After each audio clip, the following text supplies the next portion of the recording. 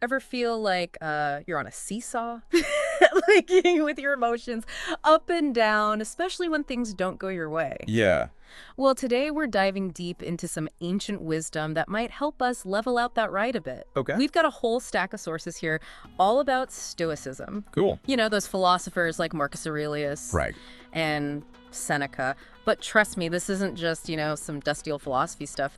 This stuff is surprisingly helpful for like navigating the chaos of modern life. It is fascinating, like how Stoicism arose in a Right. time of intense social and political upheaval and stuff. Yeah. It's amazing that it still offers guidance that's Yes. so relevant for us today. Totally. So we're going to unpack 7 key Stoic secrets from your sources that can help us all, Okay. become a bit less reactive and a lot more resilient, Love that. especially when it comes to that, fiery emotion of anger. Yes, anger.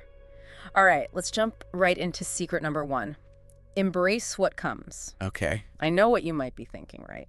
Embrace rush hour traffic. Embrace that canceled flight. Yeah. Embrace, spilling coffee all over yourself right before a big meeting. Oh, yeah. It sounds a bit crazy at first, It does. but the Stoics were onto something here. The core idea is that events themselves are neutral. Okay, Like, it's our judgments and interpretations that turn them into something positive or negative. interesting. The Stoics encourage us to accept reality as it is, rather than wasting all this energy resisting what we can't change. Right. This doesn't mean, like, being passive or giving up.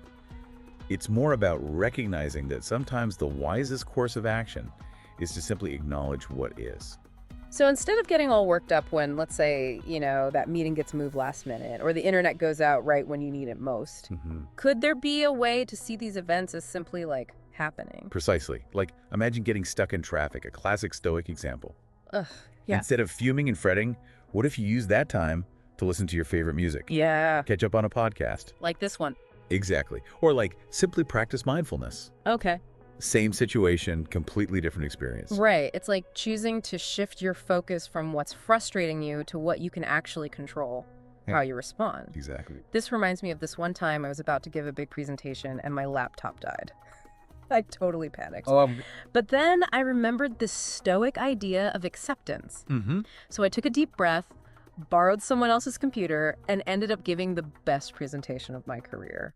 Talk about turning lemons into lemonade. That's a great example of how embracing what comes can actually lead to unexpected opportunities. Totally. It's about adapting to changing circumstances rather than letting them completely derail us. I love that. So building on this idea of acceptance, the next Stoic secret is judge less, understand more. I think we all fall into this trap of judging people based on one interaction. Yeah. Someone cuts us off in line at the grocery store. We instantly label them a jerk. Oh, yeah.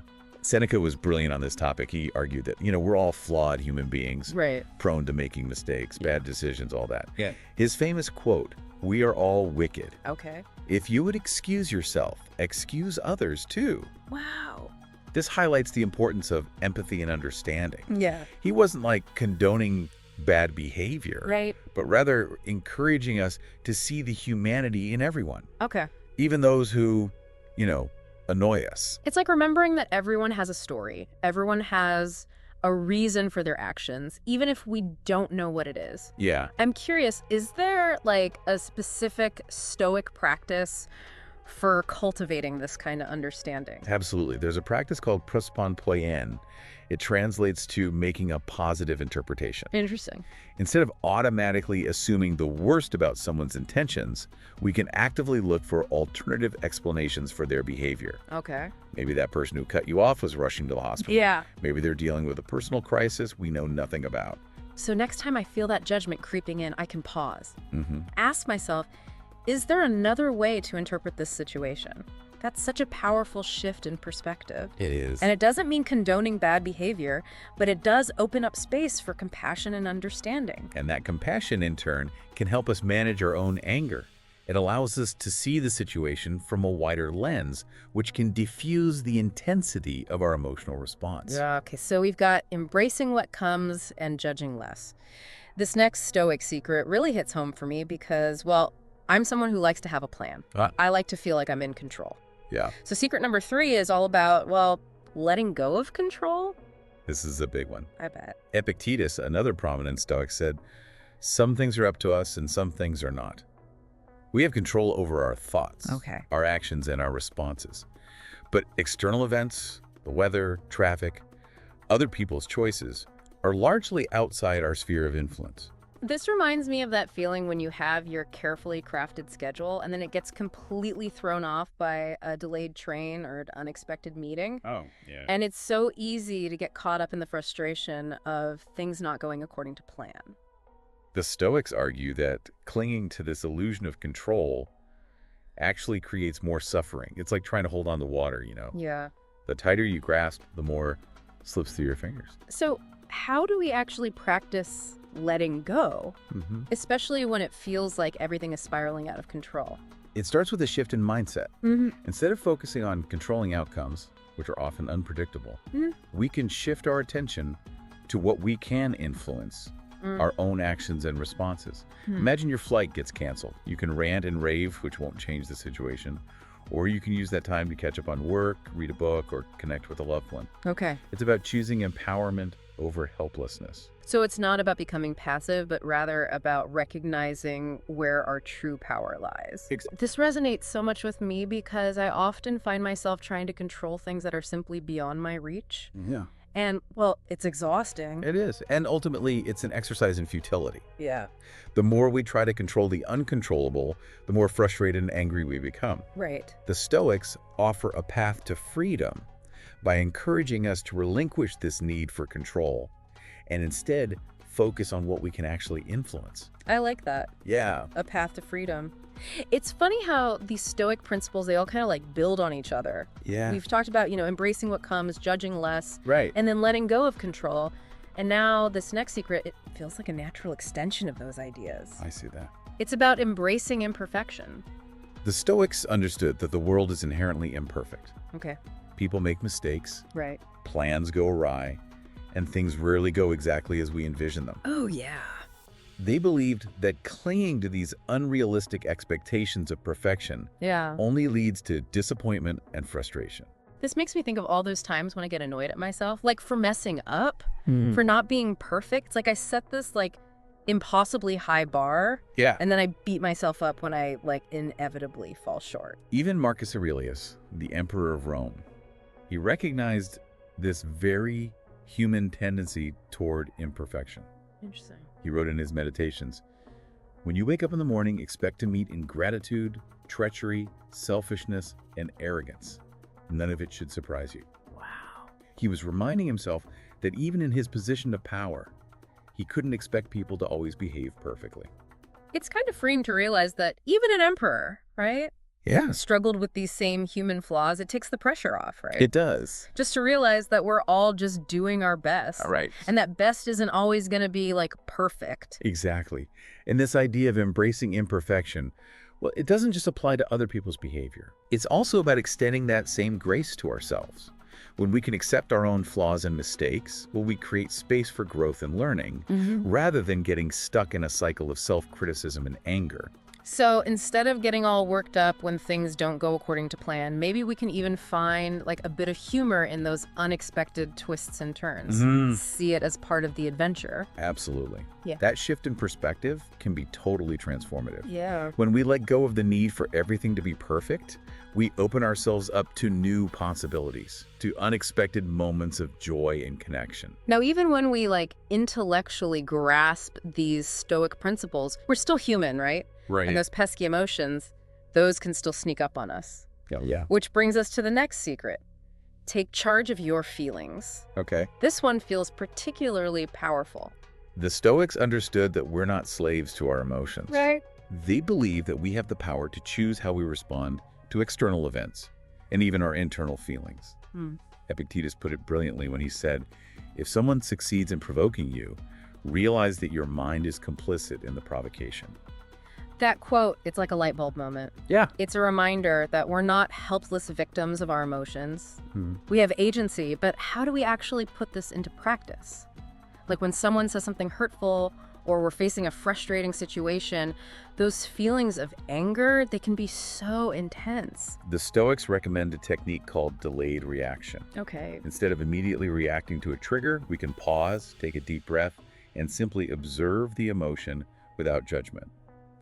This pause creates space for us to choose a more thoughtful response. So instead of like firing off that angry email or saying something we might regret later, we take a moment to like cool down and consider our options. It's like hitting the pause button on that emotional roller coaster. Precisely.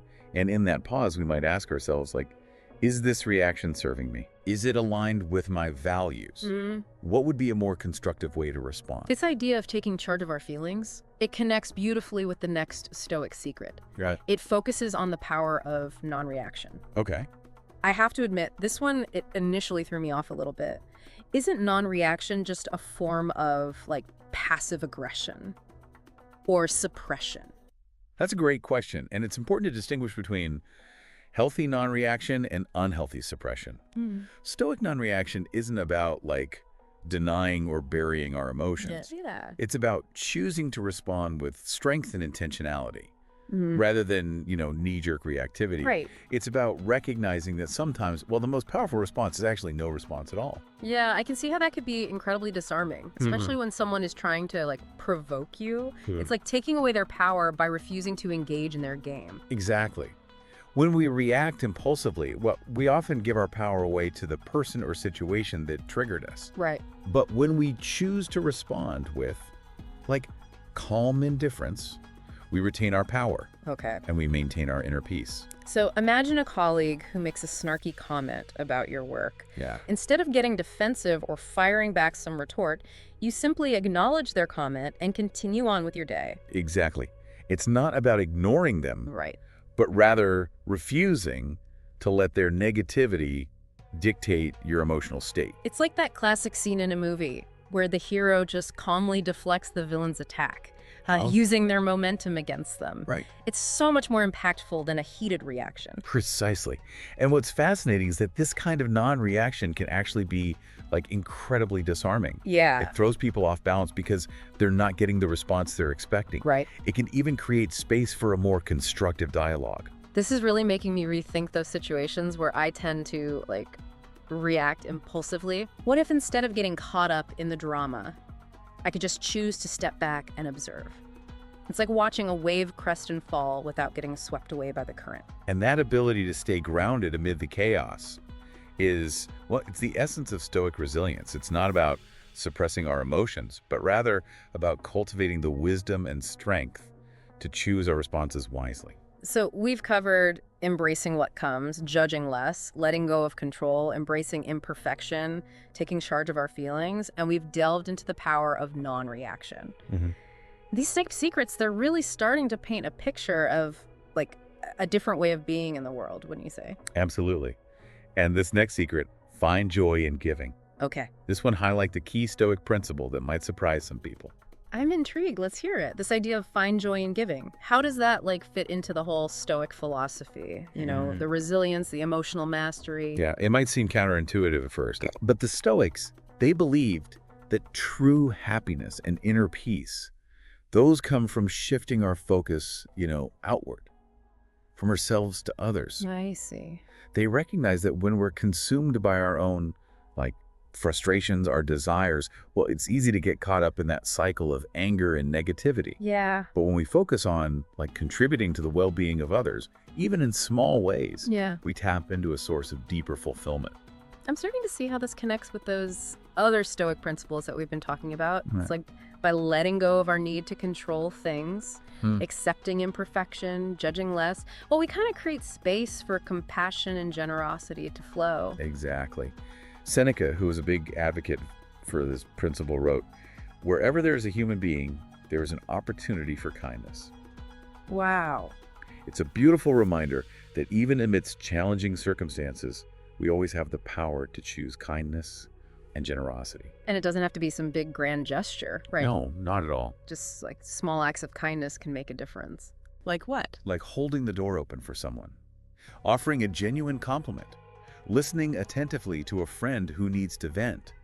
These, seemingly small acts, Well, they not only brighten someone else's day, but they also have this ripple effect on our own inner state. Okay. When we focus on giving, we shift our attention away from our own problems, and we tap into this source of joy that comes from connection and contribution. It's like that saying, the best way to cheer yourself up is to cheer someone else up. Precisely. And there's this Stoic concept called oikesis, which translates to appropriating the good of others. Interesting. This idea suggests that our own well-being is interconnected with the well-being of others. So when we contribute to the happiness of others, we are, in essence, contributing to our own happiness. So by focusing on giving, we're not only helping others, we're also cultivating our own inner peace. Yes. And resilience. It's like a win-win situation. Exactly. It's a powerful antidote to anger and frustration. When we're focused on helping others, well, those negative emotions simply don't have the same grip on us. Wow. We've covered so much in this deep dive. We have. We've explored 7 key Stoic secrets for navigating life's challenges with more grace, more resilience. Embrace what comes, judge less, understand more. Right.